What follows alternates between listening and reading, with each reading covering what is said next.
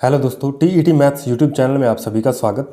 और आज की वीडियो के अंदर आज हम अभिप्रेरणा के अन्य सिद्धांत पढ़ने जा रहे हैं। पहले हमने 3 सिद्धांत पढ़ लिए थे और आज की वीडियो में हम चौथे सिद्धांत से स्टार्ट करेंगे। ठीक है भाई। और इसके क्या है 4 से 8 तक के सिद्धांत देखेंगे। ठीक है भाई। यानी पहले हमने 3 सिद्धांत पढ़ लिए थे, आज भी हम क्या है 5 सिद्धांत और देखने जा रहे हैं। और इसके बाद कुछ सिद्धांत 2-3 सिद्धांत आपको ऐसे हैं जो आपको सिर्फ उनका नाम याद रखना है। ठीक है, उनसे डिटेल से क्वेश्चन नहीं बनने के चांस हैं। ठीक है भाई। तो क्वेश्चन जो है डिटेल क्वेश्चन इन्हीं सिद्धांतों में से बनेगा अगर आता है तो बहुत ही बढ़िया सिद्धांत जो आपको 3 पहले सिद्धांत पढ़ा दिए गए वो बहुत ज़्यादा इंपॉर्टेंट है। ठीक है। और आज का ये जो सिद्धांत है मनोविश्लेषणात्मक सिद्धांत, इसको हम क्या है व्यक्तित्व टॉपिक में भी पढ़ेंगे। ठीक है भाई। व्यक्तित्व टॉपिक में पढ़ेंगे, इसको पूरी डिटेल से हम तभी पढ़ेंगे व्यक्तित्व टॉपिक के अंदर। ठीक है भाई। तो इसके अंदर हमने मुख्य बिंदु लिए हैं। अभी मान लीजिए अभी जो यहाँ पे जो हमने लिखा है ये इस सिद्धांत का क्या है 5% है या 10% आप मान सकते हो। ठीक है। उसका 90% जो पार्ट है वो हम आगे नेक्स्ट वीडियो में देखेंगे जब भी हम व्यक्तित्व यूनिट पढ़ेंगे। ठीक है, व्यक्तित्व यूनिट पढ़ेंगे, पर्सनैलिटी, उसके अंदर हम देखेंगे। ठीक है भाई।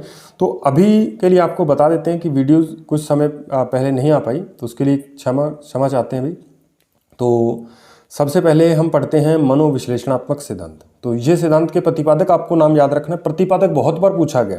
ठीक है, बहुत सारे टेट एग्जाम में प्रतिपादक पूछा गया है। प्रतिपादक कौन है इसके? सिगमंड फ्राइड है। ठीक है, सिगमंड फ्राइड। ठीक है, ये आपको नाम याद रखना है। उसके बाद नेक्स्ट हमारे पास अभिप्रेरणा का प्रमुख कारक। इन्होंने अभिप्रेरणा का प्रमुख कारक जो है मूल प्रवृत्ति तथा अचेतन मन को माना, क्योंकि इनका मानना है कि अचेतन मन के अंदर बहुत सारी इच्छाओं का भंडार होता है। ठीक है भाई। अचेतन मन जो है उसके अंदर बहुत सारी दमित इच्छाएं रहती हैं, जो हम नहीं कर पाते वो भी इसके अंदर चलता रहता है। जिसके बारे में हम एक बार भी सोच लेते हैं वो सारी की सारी सोच जो है अचेतन मन के अंदर चल रही होती है, चाहे हम अभी प्रेजेंट में उसके बारे में सोच रहे हैं या नहीं सोच रहे। ठीक है। इसके अचेतन मन जो है वो क्या है 90% पार्ट होता है हमारे मन का। और जो चेतन मन होता है वो क्या है हमारे मन के, या आप दिमाग कह लीजिए, उसके 2 पार्ट होते हैं। तो एक तो होता है चेतन मन और एक होता है अचेतन मन। तो अचेतन मन जो है 90% भाग होता है, यानी इसका किसी भी व्यक्ति के व्यक्तित्व में बहुत महत्वपूर्ण योगदान होता है। ठीक है भाई। अभी हम अभिप्रेरणा पढ़ रहे हैं तो अभिप्रेरित करने के लिए भी अचेतन मन जो है वो बहुत काम करता है। तो सबसे ज़्यादा इन्होंने बल दिया मूल प्रवृत्ति भी। इनके अनुसार 2 मूल प्रवृत्तियां बताएगी। मूल प्रवृत्ति क्या होता है ये हम पिछली वीडियो में आपको बता चुके हैं। तो मूल प्रवृत्ति, इन्होंने 2 मूल प्रवृत्तियों के बारे में विशेष तौर पे चर्चा की, जीवन मूल प्रवृत्ति और मृत्यु मूल प्रवृत्ति। ठीक है भाई। जीवन मूल प्रवृत्ति को हम इरोज कहते हैं और मृत्यु मूल प्रवृत्ति जो है उसे थैनाटोस कहते हैं। इस इरोज को या जीवन मूल प्रवृत्ति जो है इसे जिजीविषा भी कह देते हैं, यानी जीने की इच्छा। और मृत्यु मूल प्रवृत्ति जो है मुमूर्षा, यानी मरने की इच्छा से इसको आप समझ सकते हो। ठीक है। अब ये दोनों मूल प्रवृत्तियां हैं क्या, किस तरीके से काम करती हैं? जैसे मान लीजिए एक छोटा सा बच्चा है, कुछ बच्चे हैं मान लीजिए खेल रहे हैं, उसमें से एक बच्चा जो है वो घर बना के खुशी महसूस कर रहा है, मिट्टी का घर बना रहा है, रेत का घर बना रहा है। ठीक है भाई। और छोटी छोटी ईंटें हैं या कैसे भी पत्थर कंकर वगैरह जोड़ करके उससे घर का निर्माण करके वो खुश होता है। ठीक है। और दूसरा बच्चा ऐसा है तो उसके खुश होने की प्रवृत्ति, यानी वो कुछ नया निर्माण कर रहा है और उस किसी भी नए निर्माण के लिए खुश होना या फिर नए निर्माण को करने के लिए प्रेरित होना, वो है हमारे पास इरोज या जिजीविषा। ठीक है भाई, मूल प्रवृत्ति। और एक बच्चा और भी साथ में है, जो कई बच्चे जो है मेहनत से घर बना रहे हैं तो उनके घर को वो क्या है तोड़ देता है। ठीक है भाई। मिट्टी के बने हुए घरों को क्या करता है तोड़ देता है। छोटे छोटे घर जो वो बना के खेल रहे हैं तो वो उन घरों को तोड़ देता है और उसे वो तोड़ करके उसे हंसने लगता है। ठीक है। तो उसके अंदर कौन सी प्रवृत्ति है? तो वो थैनाटोस प्रवृत्ति है उसके अंदर। ये बात आपको थोड़ी ध्यान रखनी है, यानी मुमूर्षा। या फिर आप ऐसे कह सकते हो एक व्यक्ति जो है वो जिंदगी को जीने में क्या है बहुत आनंद महसूस करता है, जिंदगी को बहुत बढ़िया ढंग से मजे से जीता है। उसके अंदर जिजीविषा या इरोज प्रवृत्ति जीवन मूल प्रवृत्ति उसके अंदर पाई जाती है। और एक व्यक्ति है जो अपनी जिंदगी से तंग आ चुका है और वो मृत्यु की तरफ, आत्महत्या की तरफ बढ़ रहा है। वैसे ऐसा करना नहीं चाहिए, लेकिन मान लीजिए कि ऐसा कोई कर रहा है तो वो उसके अंदर कौन सी प्रवृत्ति है? मृत्यु मूल प्रवृत्ति पाई जाएगी या मुमूर्षा पाई जाएगी। ठीक है भाई, ये बात आपको ध्यान रखनी है। तो बेसिकली हमें इस सिद्धांत के अंदर, अभिप्रेरणा के सिद्धांत के अंदर ये याद रखना है कि अभिप्रेरणा का प्रमुख कारक इन्होंने मूल प्रवृत्ति को माना। ठीक है, अचेतन मन को और मूल प्रवृत्ति को। ठीक है। यदि दोनों में से एक को चुनना हो तो मूल प्रवृत्ति आप चुनिएगा। उसके बाद इसके प्रतिपादक जो हैं वो आपको याद रखने हैं। 2 मूल प्रवृत्तियां बताई, उनका आपको थोड़ा बहुत मैंने बता दिया, इतना आप याद रखोगे तो पर्याप्त है, यहाँ से क्वेश्चन बन जाएगा। ठीक है भाई। तो नेक्स्ट हमारे पास बाकी इस सिद्धांत को मैं आपको बता रहा हूँ कि डिटेल हम इसको नेक्स्ट वीडियो में जब भी हम व्यक्तित्व वाली यूनिट पढ़ेंगे तो उसमें आपको बता दिया जाएगा। ठीक है, नेक्स्ट है हमारे पास विरोधी प्रक्रिया का सिद्धांत। ठीक है भाई, विरोधी प्रक्रिया का सिद्धांत क्या है इसके बारे में देखते हैं। चलिए भाई, विरोधी प्रक्रिया का सिद्धांत क्या है, इसके प्रतिपादक आपको याद रखने हैं सोलोमन व कॉर्बेट। ठीक है, सोलोमन और कॉर्बेट। यहाँ से मैंने दो शब्द लेकर के एक छोटी सी ट्रिक बनाई थी जिससे मेरे याद करने, मेरा दिमाग जैसे भी काम करता था मैं उसको उसी ट्रिक से याद कर लिया करता था। ठीक है भाई, आपके लिए वो ट्रिक कुछ भी नहीं हो सकती और हो सकता है वो आपको भी याद हो जाए। ठीक है, याद करने में आपकी हेल्प करे तो ज़रूरी नहीं है, लेकिन फिर भी आप इसको याद करने की कोशिश कीजिएगा। तो सबसे पहले मैंने क्या कहा कि विरोधी प्रक्रिया का सिद्धांत है। ठीक है, इसके प्रतिपादक कौन है, सोलोमन व कॉर्बेट हैं। तो मैंने इसकी एक ट्रिक बनाई कि हमें क्या है, दो चीज़ें याद रखनी है। एक तो विरोधी सिद्धांत का नाम याद होना चाहिए और इसके प्रतिपादक कौन कौन है वो आपको याद होने चाहिए। इसके प्रतिपादक दो हैं, सोलोमन और कॉर्बेट। ठीक है, तो इसको मैंने कैसे याद किया, मैंने एक ट्रिक बना दी, कोरा मन। जैसे कोरा कागज होता है वैसे कोरा मन भी होता है। ठीक है, तो कोरा मन सभी का विरोधी है। ठीक है, जो कोरा मन होता है जिसके अंदर कोई फीलिंग नहीं होती वो सभी का क्या है, विरोधी होता है। ठीक है, ये मैंने इस तरीके से इसे याद किया था। तो कोरा से मैंने बनाया था कॉर्बेट और मन से बनाया था मैंने सोलोमन। ठीक है, यानी लास्ट में मन आ रहा है तो इसलिए मैंने यहाँ से ये दो वर्ड मन उठाया था। और सभी का विरोधी से बन गया विरोधी प्रक्रिया का सिद्धांत। ठीक है, इस तरीके से मैंने इसे जोड़ करके याद किया था। आपको याद हो रहा है तो बढ़िया है, नहीं तो आप जैसे भी इसे याद करो, बस इसके प्रतिपादक आपको मुख्य तौर पे याद रखने हैं। ठीक है, प्रतिपादक बहुत पूछे जाते हैं। उसके बाद दो विरोधी भावनाएं, इस सिद्धांत के अनुसार एक व्यक्ति के अंदर दो विरोधी भावनाएं काम करती हैं। ठीक है भाई, आप देखिए पहले सुख प्राप्ति की इच्छा और दुख से बचने की इच्छा। कोई भी व्यक्ति है तो वो सुख प्राप्त करना चाहता है। ठीक है भाई, और वो कोई भी काम जो है सुख प्राप्त करने के लिए करता है या फिर वो क्या है, दुख से बचने के लिए करता है काम। ठीक है भाई, तो उसमें क्या है, दो तरह की विरोधी भावनाएं या इच्छाएं पाई जाती हैं। एक सुख प्राप्ति की इच्छा और दूसरा क्या है, दुख से बचने की इच्छा। ठीक है भाई, और ये छोटा सा सिद्धांत है, बस आपको ये थीम थोड़ी सी याद रखनी है इसकी, तो ये आसानी से आपको याद हो जाएंगे, कोई दिक्कत वाली बात नहीं है। ठीक है, आपको प्रतिपादक विशेष तौर पर आपको याद रखने हैं। तो ये पांचवा सिद्धांत हो गया। अब हम छठा सिद्धांत पढ़ते हैं। वैसे हम इसे अधिगम के सिद्धांत में पढ़ चुके हैं, लेकिन फिर भी देखते हैं।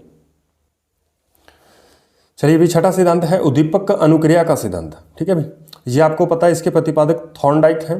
ठीक है भाई, और थॉर्नडाइक ने जो एक्सपेरिमेंट किया था, ये पूरा सिद्धांत क्या है, ठीक है, ये उद्दीपक और अनुक्रिया, यानी एक उद्दीपक के प्रति हम कैसी अनुक्रिया करते हैं। एक उद्दीपक जब हमारे सामने आता है तो हम उसके प्रति अनुक्रिया करने के लिए प्रेरित होते हैं, और यही सिद्धांत क्या है, थॉर्नडाइक का उद्दीपक अनुक्रिया का सिद्धांत है, जिसे हम विस्तार से अधिगम यूनिट में, अधिगम जब टॉपिक पढ़ रहे थे तो अधिगम के सिद्धांतों में से विस्तार से पढ़ चुके हैं, इसलिए मैं इसे दोबारा नहीं पढ़ाऊंगा, क्योंकि आप वहां से देख सकते हो वो वीडियोज यदि आपने नहीं देखी तो। सातवां है लेविन का क्षेत्रीय सिद्धांत। ये कूट लेविन का सिद्धांत है। तो कूट लेविन का सिद्धांत भी हमने क्षेत्रीय सिद्धांत बहुत विस्तार से पढ़ा है। ठीक है, आपने यदि वो वीडियोज नहीं देखी तो वो आपको देखनी चाहिए।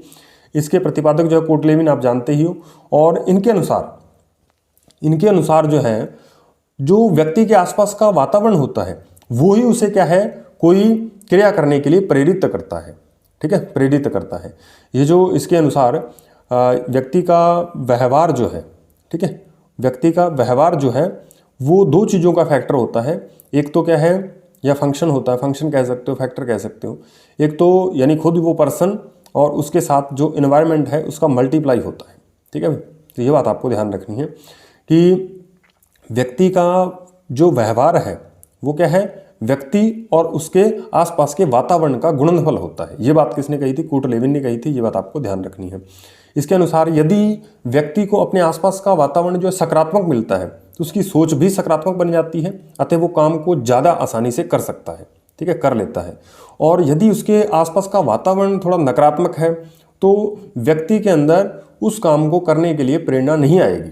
ठीक है, यानी वो उस काम से बचना चाहेगा, उसको लगेगा मैं ये काम नहीं कर सकता। ठीक है भाई, तो यही है छोटा सा सिद्धांत कूट लेविन का सिद्धांत, जिसे हमने बहुत डिटेल से पिछले अधिगम के सिद्धांतों में से पढ़ लिया है। ठीक है भाई, अब हम देखते हैं आठवां, ये भी इंपॉर्टेंट सिद्धांत है, उपलब्धि अभिप्रेरणा का सिद्धांत। ठीक है भाई, इसको हम देखते हैं।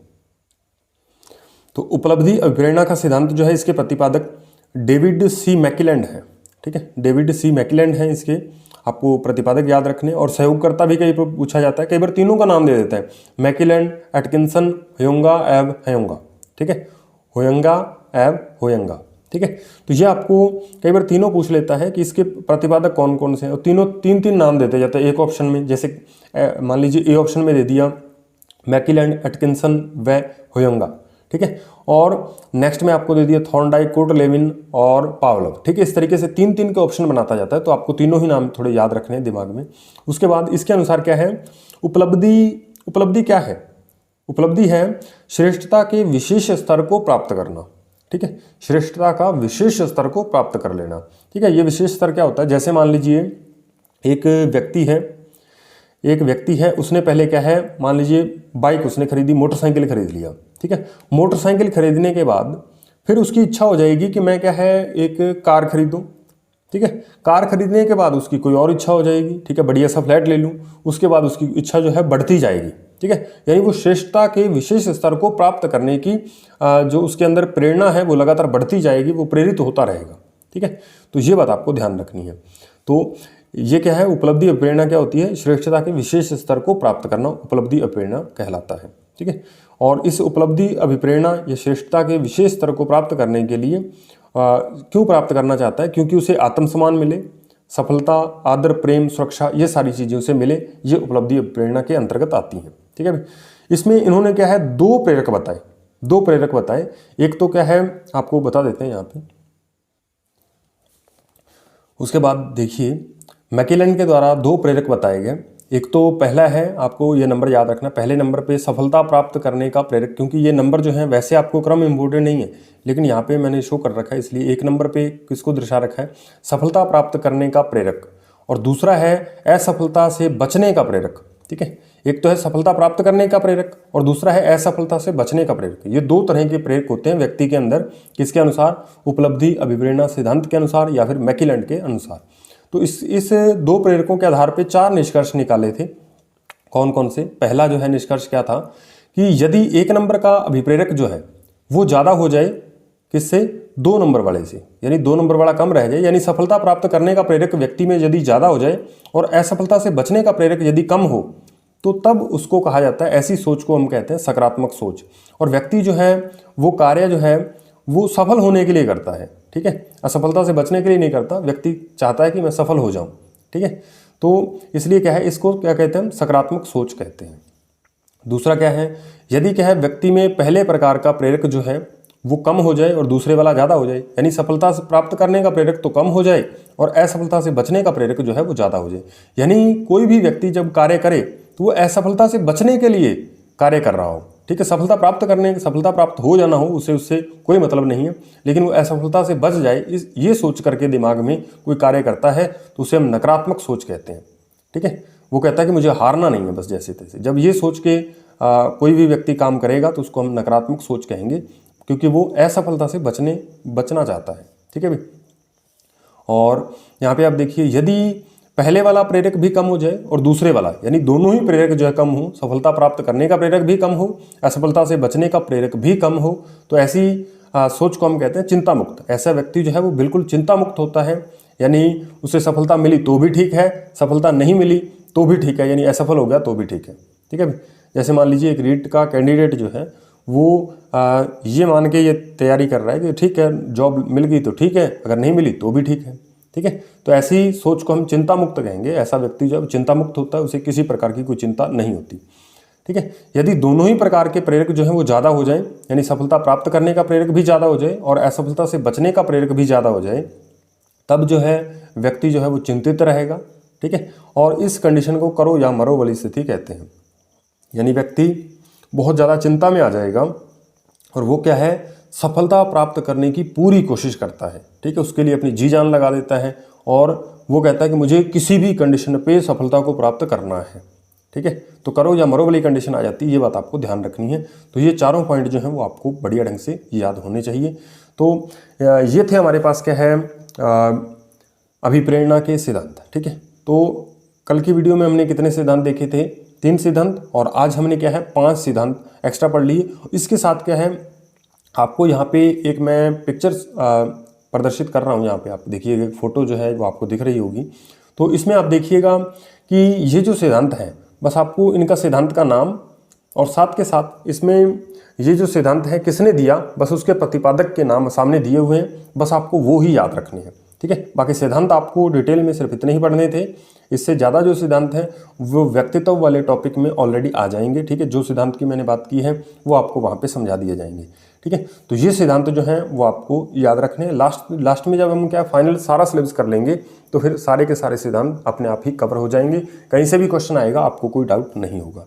ठीक है भाई, तो अभी आप ये जो सिद्धांत है सिर्फ इनके प्रतिपादक, ठीक है, और सिद्धांत का नाम आपको याद रहना चाहिए। ठीक है, कैसे भी इसको याद करो, बस आपको याद होना चाहिए।